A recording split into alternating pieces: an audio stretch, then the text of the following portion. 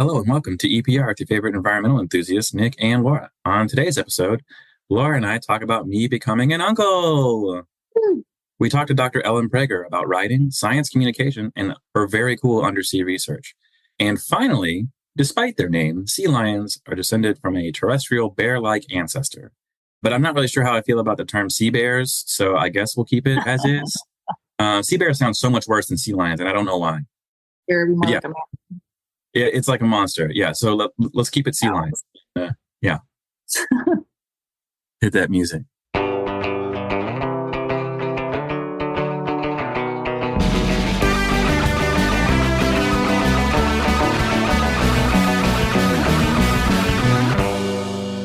All right. The Pennsylvania AEP chapter is offering their next webinar on achieving a sustainable future together, the future of district energy for achieving carbon reduction goals on Tuesday, March 12th at 12 Eastern Time. Check it out at www.paep.org and register by March 8th. Also, EPR will be hosting its second AMA, Ask Me Anything, on March 27th. Save the date for 6 p.m. We will be making announcements pretty soon online, so stay tuned. This will be focused on academia and student advice. So if you are in school or know students in school, please get ready to share it. All right, Nic, I know you're tired from hanging with the kiddo, but it's time for the second sponsor spot. Ready? Yeah. Go.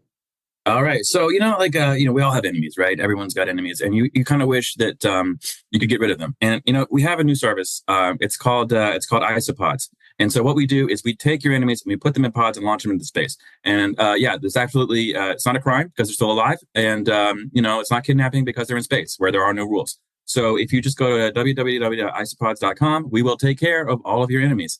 And that's all I've got. I feel like I did that in 20 seconds. I don't know. But that's me being tired. That's all I got. Public service. Where do I sign up? Yeah, I know, right? I feel like that's actually one that people would actually sign up for. So there you go.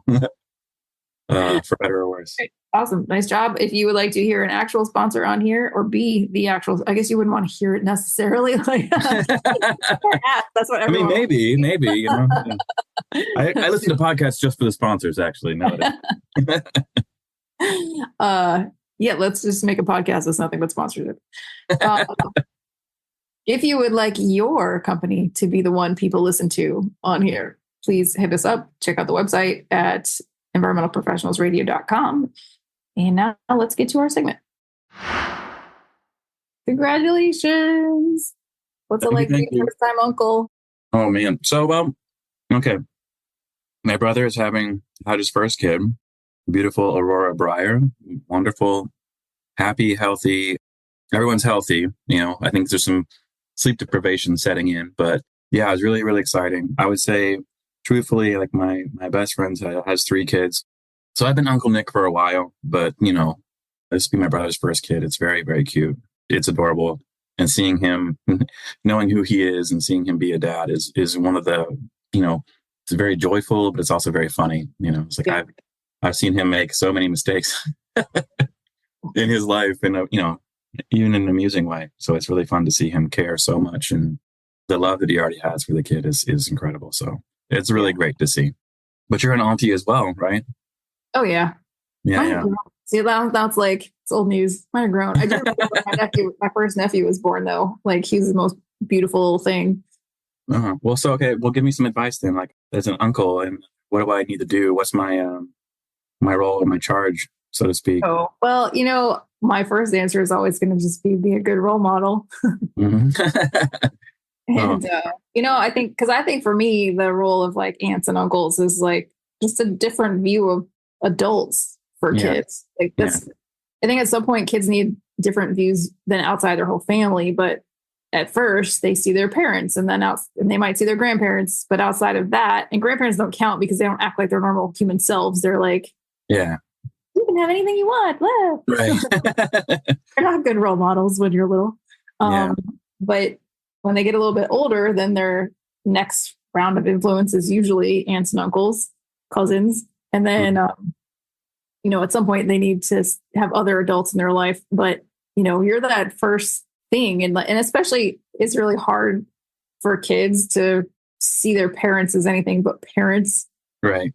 And maybe also not every kid wants to be exactly like their parents or whatever. So they need to look at Yeah. what other kind of adult can I be? Right. Good or bad. I mean, I had some aunts and uncles that were terrible influences, but I don't want to be like that. Yeah. Yeah, exactly. Oh my gosh. But it's, it's funny though. So we actually had growing up, we had like one of my cousins was kind of like our big older brother. So you talk about different role models, and I wouldn't say he was a good one. He would come back from Germany. He was over there. And I remember I turned 21. So my brother's 19. And so he gave me a bottle of Jägermeister, like officially from Germany. And then my dad turns away, and he hands one to my brother. He goes, "Don't tell your father." Right? Like it's just kind of like, and it's just like one of those funny little moments, But yeah, maybe like he was fun, but maybe not a great influence. But I also really looking forward to like the stories. Like I love like when my best friend had his first kid, I meet him like when he starts to be able to understand, like he started to talk and speak, and he understands what Uncle Nick means. So I meet him, he calls me Uncle Nick, and then I leave. And he ends up calling every man he sees Uncle Nick because he thinks that's what other men are called. So I'm very excited about like seeing that growth and those changes too. So it's gonna be really cool. Yeah. I mean, really be a good role model and just be there. I always tell my nieces now that they're old enough, like if you need anything, just call me, because there are things too that you don't want to talk to their parents about. But, Aurora is not at that stage. So no, not yet. Just a little ball of cuteness. It's kind of amazing, like that this little kid who's just this tiny infant still like will give you a look, and like that's like what my brother would do. It's like super crazy to see, like even understanding that that's makes sense. It's weird. It's weird to see, but very, very cool. Lots of happy tears over here. So thanks for asking. That's good. All right. Well, let's get to our interview because I know you're a little sleep deprived. Yeah, that's fair. Hello and welcome back to EPR. Today we have Dr. Ellen Prager, a marine scientist and well-established author on the show. Welcome, Ellen. Oh, thank you for having me. It's a pleasure to be here. So, okay, we love talking about people's career paths on the show. And like I say, where you are now, how did you get there? So it's been kind of a twisty, unexpected career path for me. I thought when I was in undergraduate going through graduate school, I was going to be your typical researcher, professor. That's what you did if you were in science. And I got a lot of advice. That's what you're supposed to do. Go to a high-powered research university. But what I discovered along the way is that I really love interacting with people. I like explaining science for non-scientists and doing communications based on highly credible science. And there's so much need for it. So I did some teaching. I worked for a bunch of different organizations, but found my passion is really in communications. And so started writing popular science and children's books, somehow became an expert to go on air on media. Don't know how that happened. I do a lot of public speaking, get involved with some innovative projects to bring data and science to people. So not exactly where I thought I was going to be, but it's been wonderful. And I'm so glad it worked out that way. And all the jobs I had leading up to it gave me the foundation that I need and experience and sort of very big perspective to do what I do now. Oh, that's so great. And I definitely want to dive into how those all piece together. But I want to take a quick note here. How did you figure out, I love to engage with people?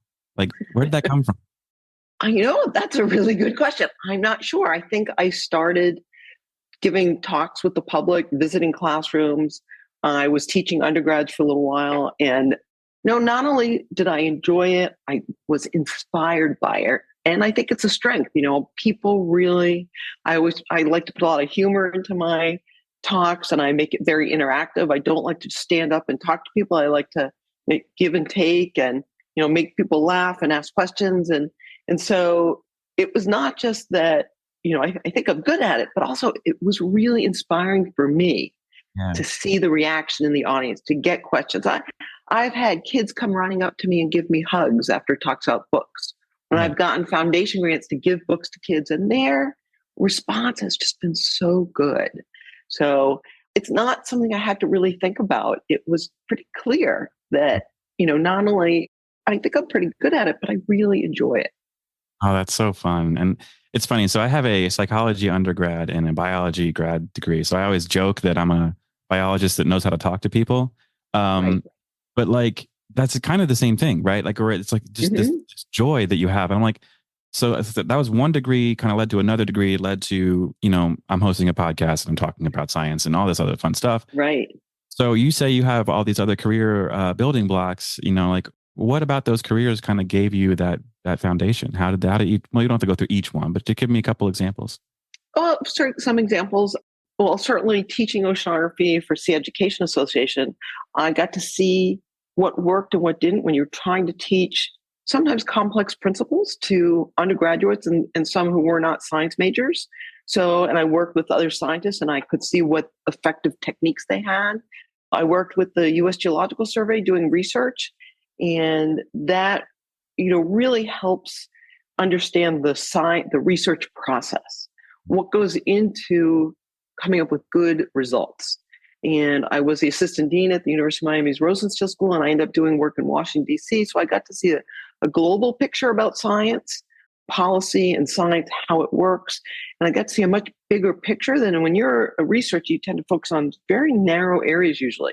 But I got engaged in a lot of different areas. I got briefings in a lot of different areas. So I got to learn a lot. So all those things. And I'm much more, I guess I'm able to look at things from different perspectives, and I don't want to say critique them, but for me, it's really important before I tell something to the public that it's credible and accurate.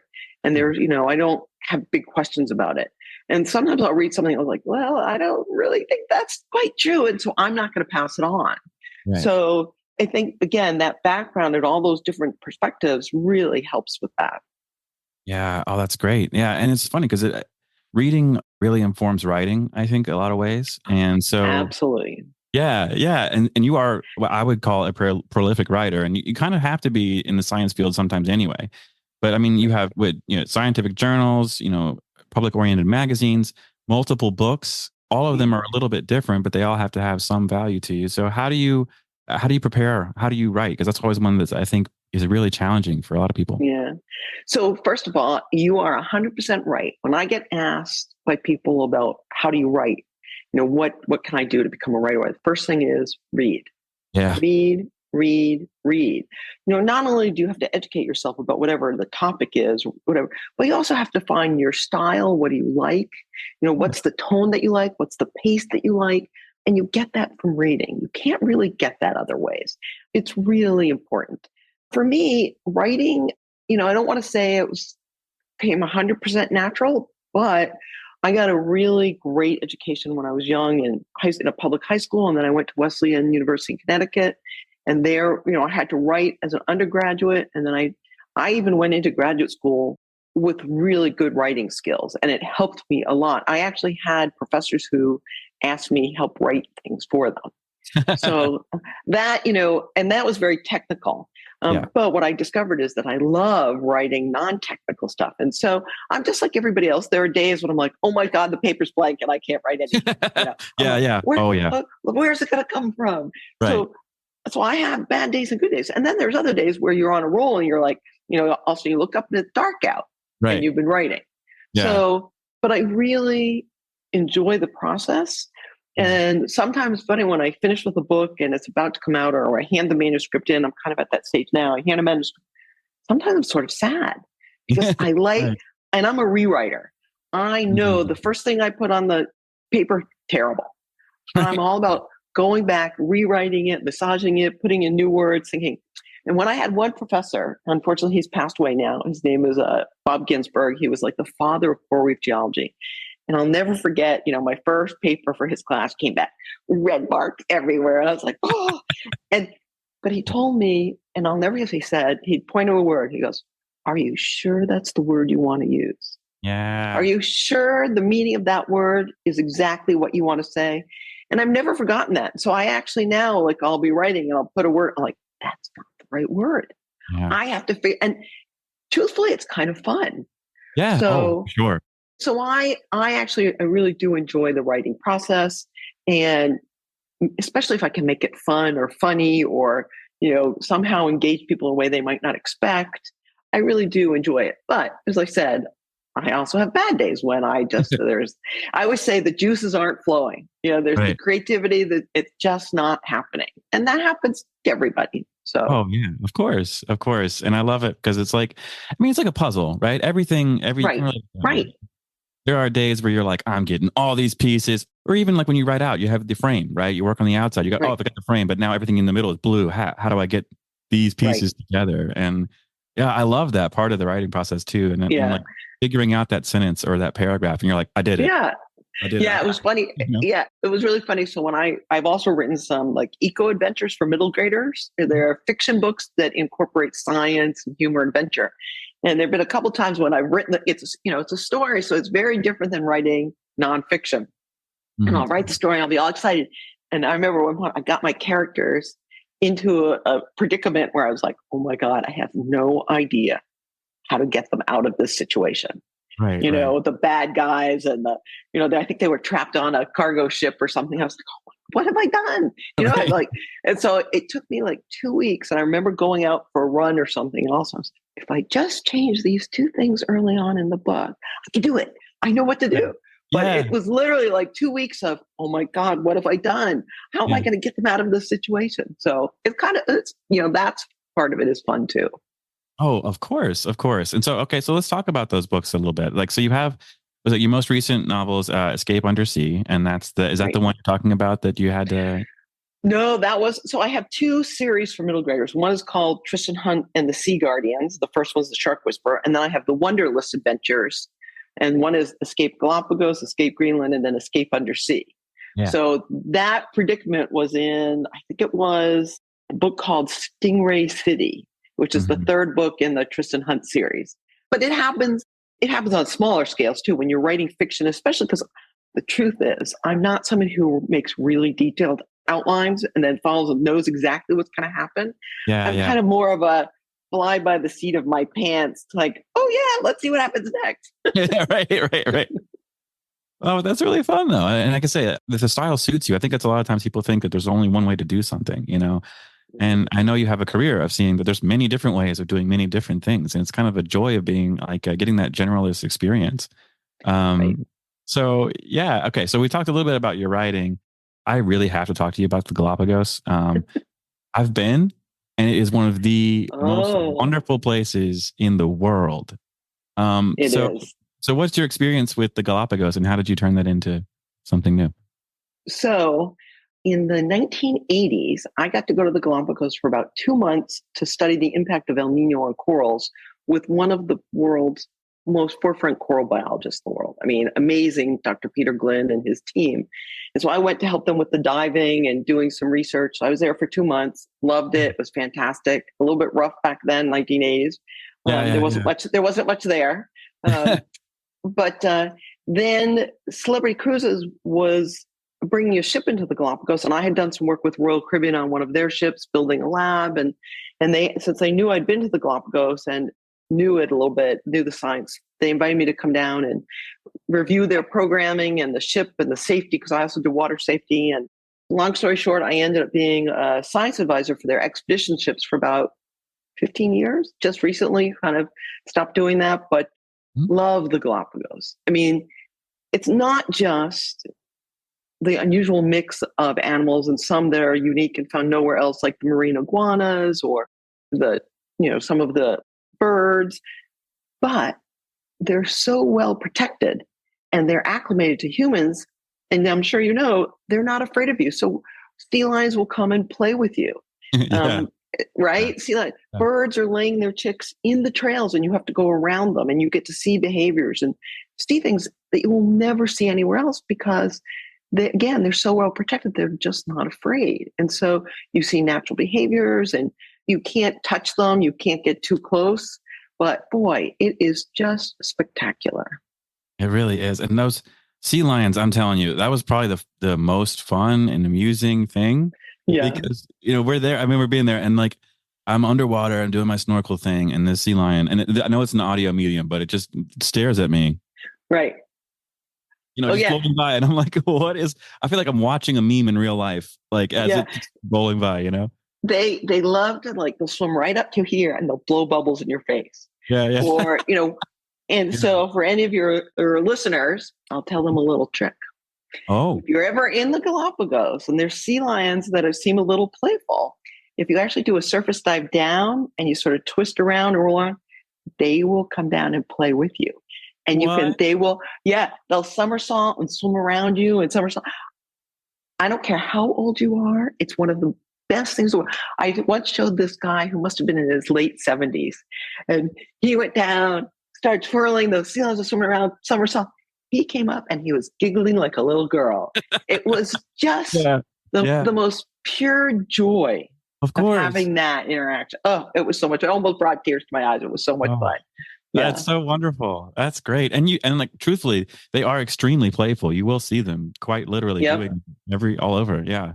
Yeah. So it's, I think the Galapagos is a place where people can learn how we can coexist with nature.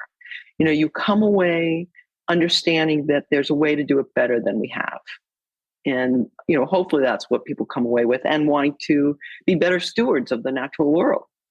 Yeah. And honestly, that's a really good transition, truthfully, to, so the book that you're about to write, or that you're about to publish, coming out in, was it fall 2024? Right.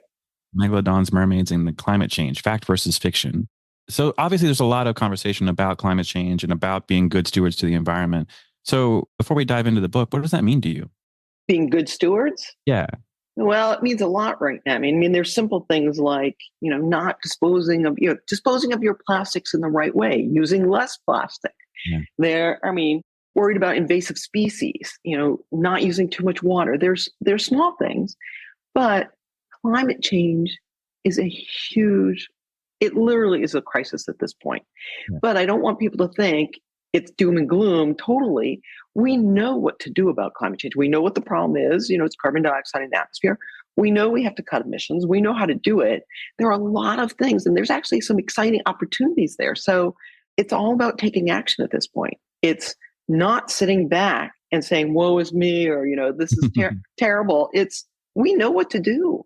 We know how to fix things. We know how to protect biological life, and we just have to do it. So I do think there's an opportunity for the younger generation to do it better. And they have a great, exciting opportunity to make a big difference. And they have so much influence on their parents and their peers. Hopefully, I guess I'm hopefully optimistic. Mm-hmm. Yeah. I think it's a good space to be. I think it is. And I am too, truthfully. And so is the idea for the book, is that does it come from that mentality that you have? So a little bit from that, but more so from the misinformation that's out there. So I don't know if you heard this, but at Davos, 2024, economic and industry leaders just met in January. Two of the top things they're concerned about globally: extreme weather and misinformation. Yeah. And it's so rampant out there. And so many people have misunderstandings about climate change, about weather forecasting, about dangerous marine life across the board. So my partner and I, meteorologist Dave Jones, he and I have written the book already. And basically we're doing it in a fun way, in that we're using frequently asked questions, I should say frequently asked and zany questions that we and our colleagues get about the ocean and weather and hurricanes and climate change. And we're answering those questions throughout the book. And some are like pretty serious questions. Some are pretty funny. And so we're kind of taking a little bit of a humorous tack. We're using easy to understand language. It'll be published by Columbia University Press. We're still talking about the title, convincing them that's the title we want. Right, but we're very excited because there's nothing like this out there. We even have cartoons that an illustrator did that are kind of like the New Yorker cartoons. And some of them have Dave and I, like in the introduction. It's so funny. Yeah. We have us arm wrestling, and Dave has a bubble of his head said atmosphere, and I have mine says, oceans, which is more important. So there's one in the lightning chapter where we say, if there's a lightning storm around, don't use electrical appliances. And there's me with a hairdryer, it's plugged in, and my hair, smoking, and up there, and there's sparks. So we're trying to make it lighthearted, but we also address some really important questions and trying to tell people in a way they can understand the facts and the realities of climate change and dispel some of the misunderstandings. And then we also talk about the importance of asking questions, finding credible sources. We give talks all the time, and we see talks, and nobody asks questions. Oh, gosh. And is it because they're afraid? Is it because they think their questions are stupid? But they're not. I will tell you the front quote.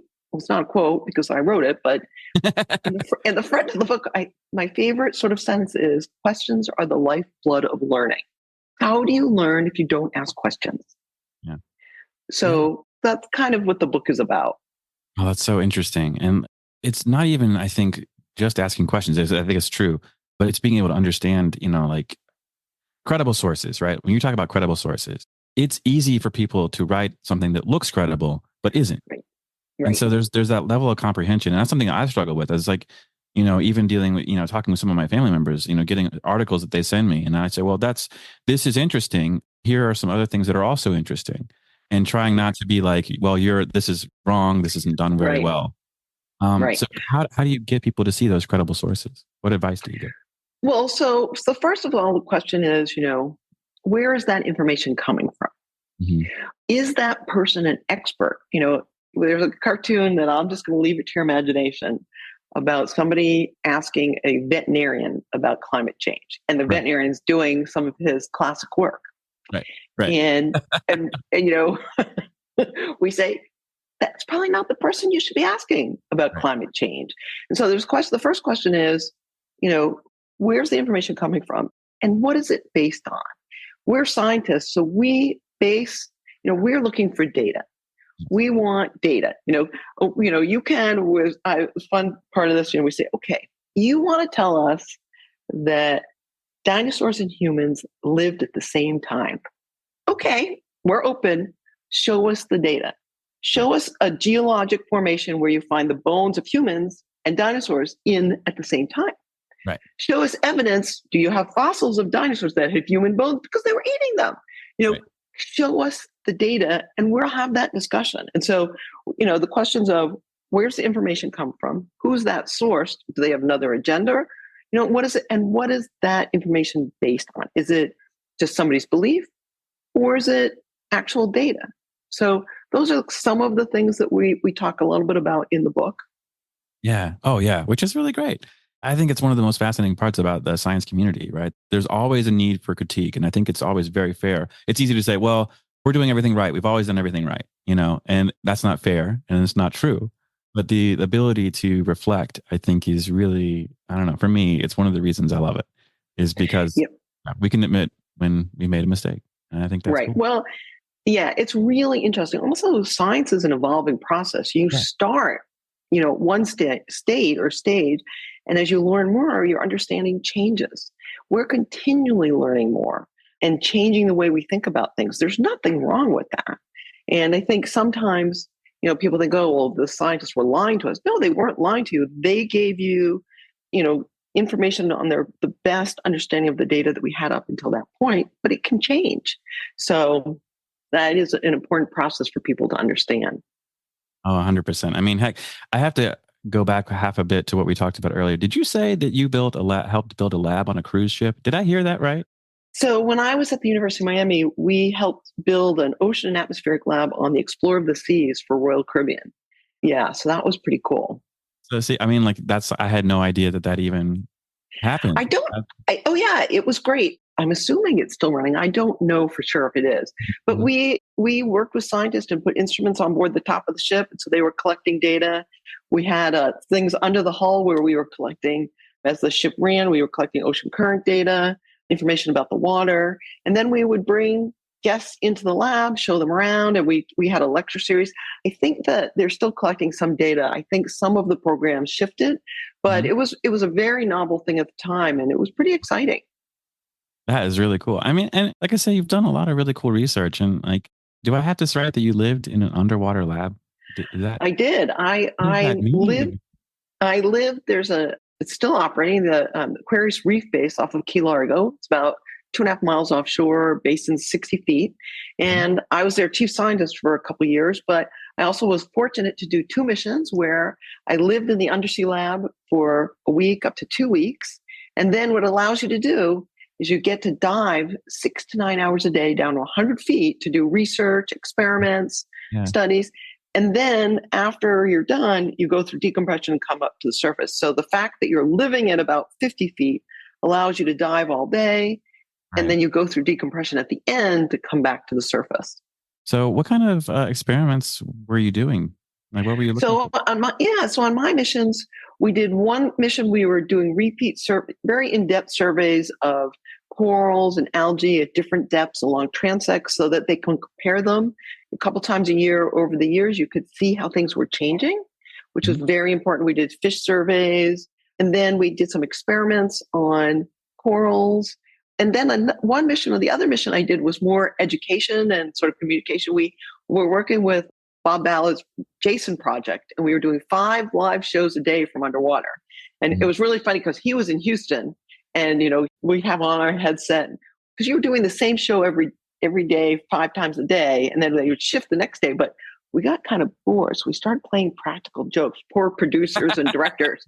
We had these big hookah lines, and it'd be like 20 seconds to go live on air at the reef, and we'd pretend we were all tangled up, and we'd be like, "Oh no!" And the director would be like, "That is not funny. That's not funny. You guys stop it." So it was really fun. We could do Q&A with students around the world. We could explain to things under the reef by showing them being underwater and explain what it was like to live underwater, and the technology. It was really fun. Oh my gosh, I can only imagine. And are you the kind of person, are you able to watch yourself after you record something? No. Yeah. Oh, no. That was so quick. Do not make me watch myself on television. When you go in, I've been on air, whether it was CNN or NBC or something, they always say, "Oh, do you want to see yourself on the monitor while you're..." I'm like, absolutely not. No. Because I am just like everybody else. I'm my worst critic. So I don't want to see that. Don't make me do that. Like, I could have said that better. I could have said that better. What am I wearing? Exactly. What was I thinking? Yeah. Oh man, it's like I didn't think. Yeah, we were talking about like I wanted to shave earlier, and it's just like, how do you do that? You're like, oh, I have to go on TV, and now yeah. Oh, that's too fun. But I mean, so there's a joy though in storytelling and educating, and absolutely. And it seems like you also have a lot of really good stories. So one of the things we love to ask about on the show is like people's favorite stories of being in the field, doing the science. So do you have any particularly memorable experiences, or maybe just, I know that you probably have a ton. Can you give us maybe 1 or 2 stories about you doing something? I'll give you 2. One we sort of touched on already was Galapagos. In the 1980s, when we were there doing research, we had survey equipment and cameras, and literally the sea lions were like, "Oh, play toys." They would steal our equipment from the bottom or try and take it out of our hands. I actually had it one time. I was working, my buddy was in front of me underwater. I was lying on the sea floor, and I felt something tug my fins, and I was like, what is back there? And it was a sea lion.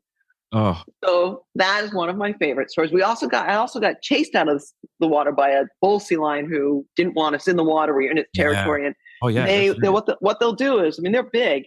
They'll rush right at you and swerve this way. And dolphins will do the same thing if they don't want you around. And that's what they're saying. And you get out.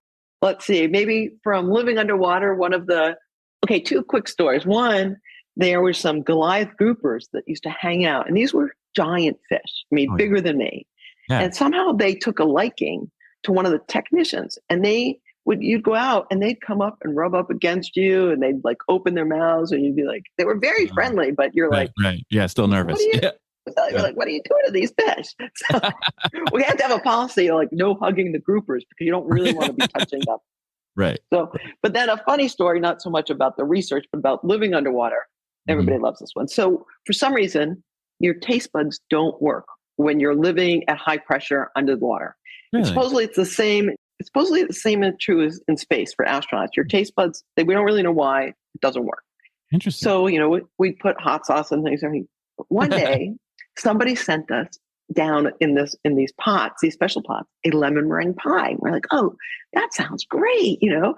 But meringue is egg white and air, which under high pressure, because we're living, remember, at 50 feet, was white slime. It was compressed to be like white slime. Yeah. And then, since your taste bud didn't work, you couldn't taste the lemon filling of the pie. So it was a white slime, yellow goo pie. We said, nope, no more pie.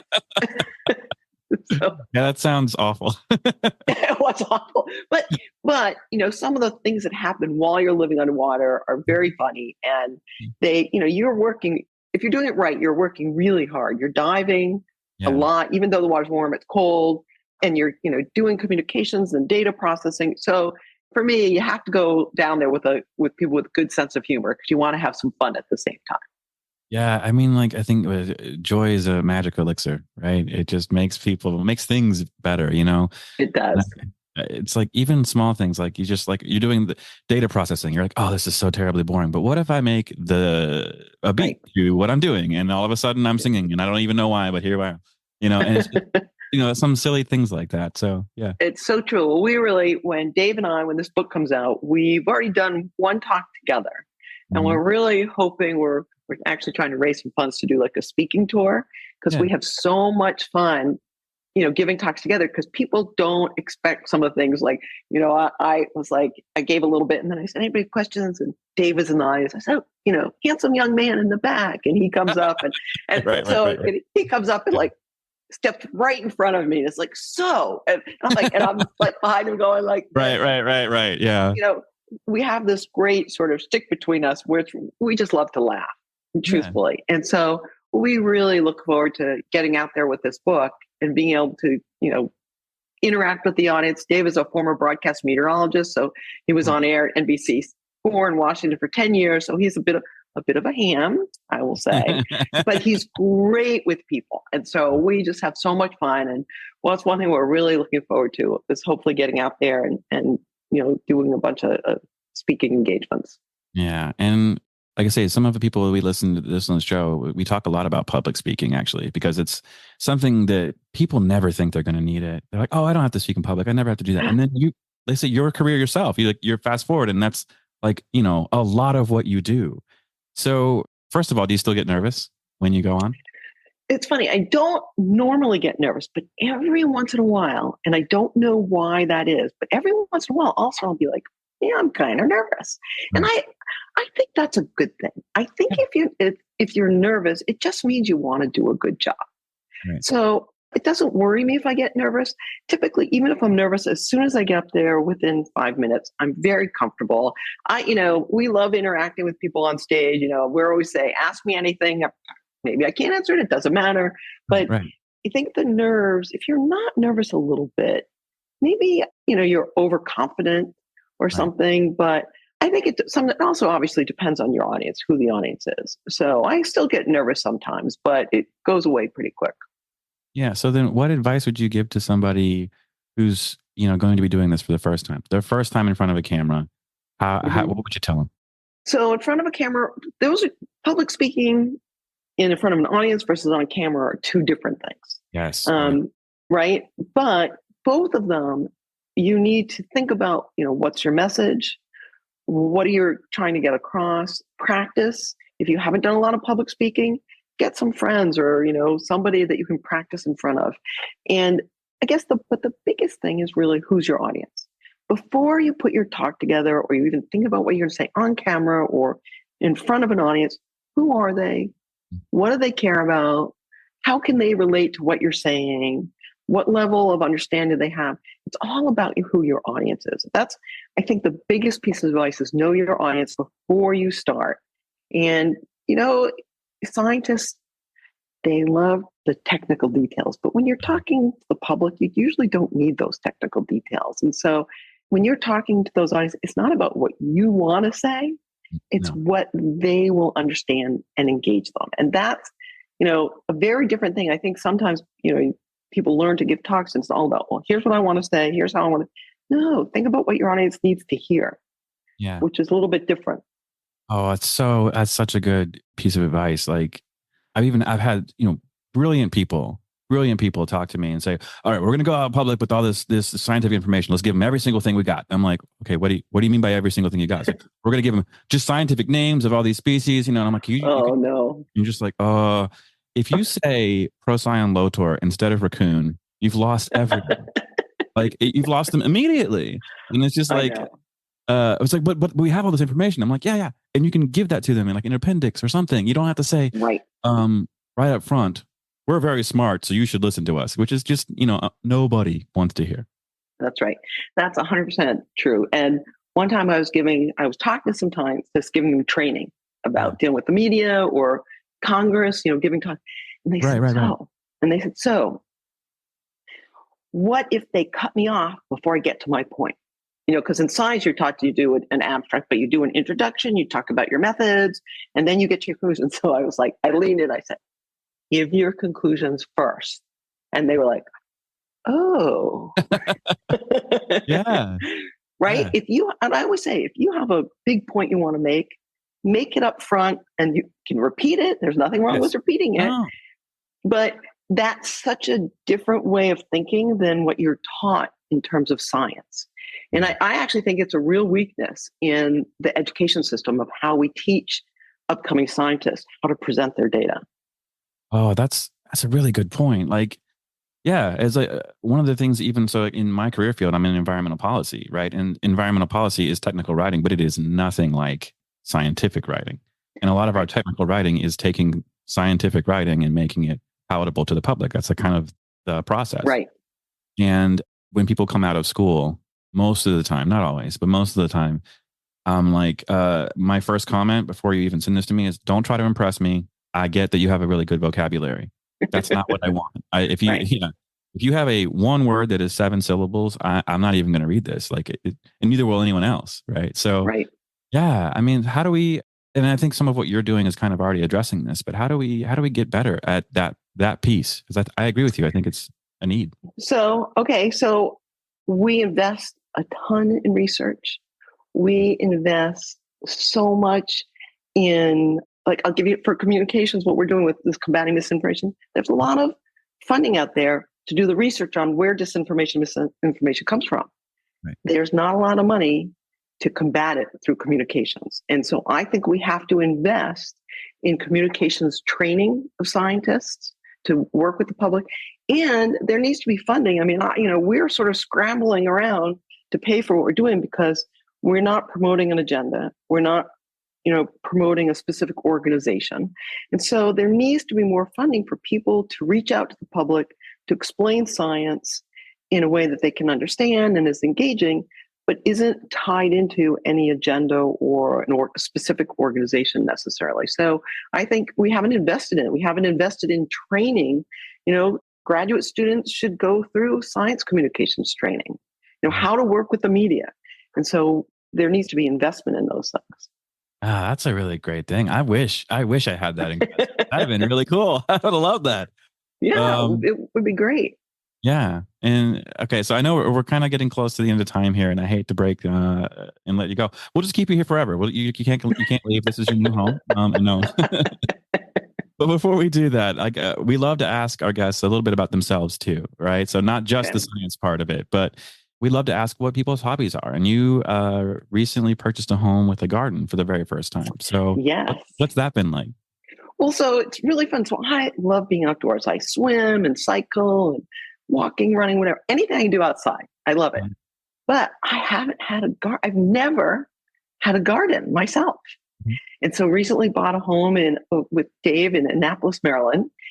And they had the most amazing garden. And this year, this summer, the end of the summer into spring, we had to give eggplants to our neighbors. We have a whole row of herbs.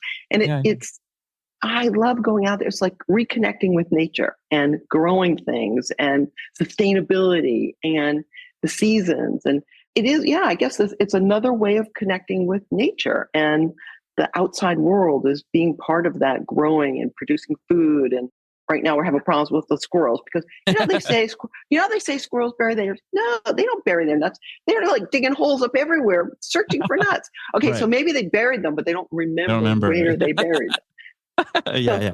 I swear it was right here. I swear it was right. It was right. It's like, it's like I swear it's this one. Oh no, it's over here. No, it's over there. Right. So gardening has been really something that I just love and kind of unexpected, but almost anything outdoors I love. Yeah. So, okay, what's the thing that you've grown that you're most proud of? What am I most proud of? I mean, you got eggplants and you're giving them away. That got to be something, you know? Yeah, but no, I think the writing, well, I think bringing science to different audiences in a way that they can not only understand, but be really engaged and want to learn more. And particularly some of my middle grade books, I know that struggling readers have used them. Oh. And I've gotten some of the nicest notes from parents whose kids said they say, oh, they don't really like to read, but they're reading my books. One parent told me his son got in trouble because at school he was reading one of my books under the desk during class. Oh. And then she said, but he was reading, so I don't care. But right. You know, I've had autistic kids who I've gone to give talks, and they love the books, and then I go home and I talk to them. And I mean, I've had kids give me hugs that brought teachers, you know, tears, me to tears. That's probably been the most rewarding, is being able to engage kids in learning who might struggle with it. And reading is so important to achieve success in life. And so helping kids achieve in reading and getting them engaged in learning, I'm pretty proud of that. No, that's quite wonderful. And like I say, before we let you go, is there anything we didn't talk about that you'd like to say? I don't think so. I think we've covered a pretty good gamut of things. Yeah, a lot. Oh, it's great. Yeah, we really did. We really loved having you here. Oh, thank you. And just let the people know where they can get in touch with you if somebody wants to reach out. So probably the best thing is, you can Google me. Obviously, there's a lot about my sort of professional life out there. But I'm on X. I almost said Twitter. On X at E.L. Prager. On Facebook, just Ellen Prager. Look at E.L. Prager. You can find me out there. I try and respond if I get emails or somebody contacts me through X or Facebook, LinkedIn, any of those. Perfect. Thank you so much for being here. Oh, my pleasure. Thank you for having me. And that's our show. Thank you, Dr. Ellen, for joining us today. Please be sure to check us out each and every Friday. Don't forget to subscribe, rate, and review. See you, everybody. Bye.